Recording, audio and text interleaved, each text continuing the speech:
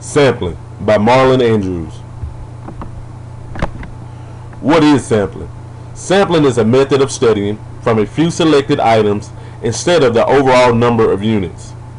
Since there are only a small number being studied, this is why it is called sample. If using or looking at an overall unit, it would then be referred to as a population. Simple random sampling is a type of sampling used mostly for the population that is homogeneous. Stratified sampling, it helps classify the population when the population is heterogeneous. Sequential sampling is done by the selection of samples sequentially at regular intervals.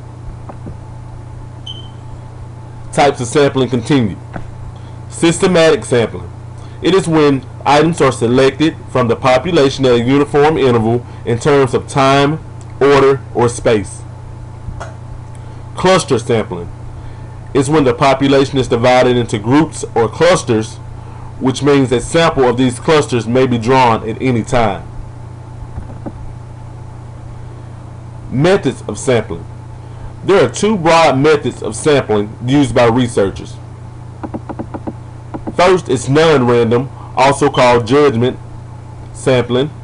It is when the researcher selects items to be drawn from the population based on his or her judgment about how well the items represent their entire population.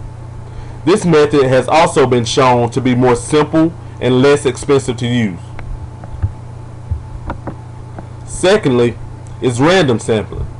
It is when an individual judgment plays no part in the selection of a sample. In the case of random sampling, the researcher is required to use specific statistical processes to ensure this equal probability on every item in the actual population. Sample populations. At times, every person listed as a member of the source population will be asked to participate in a study, especially when the source population is small. Most times, a source population is larger than the actual sample size required for the study. There are a variety of methods that can be used to select the sample population. Sample population continued. If a list of every individual in the source population is available, a computer program can be used to select at random the individuals who will be asked to participate in the actual sample.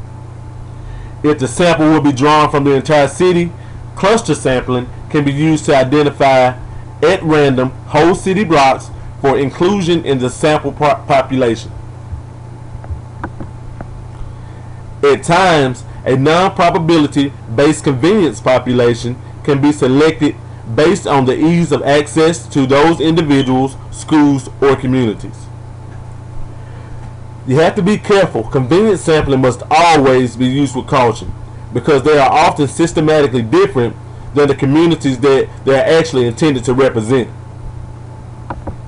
And last but not least, no matter what sampling method is used, the goal is to end up with a sample population that is representative of the source population and ideally the target population as well. Thanks.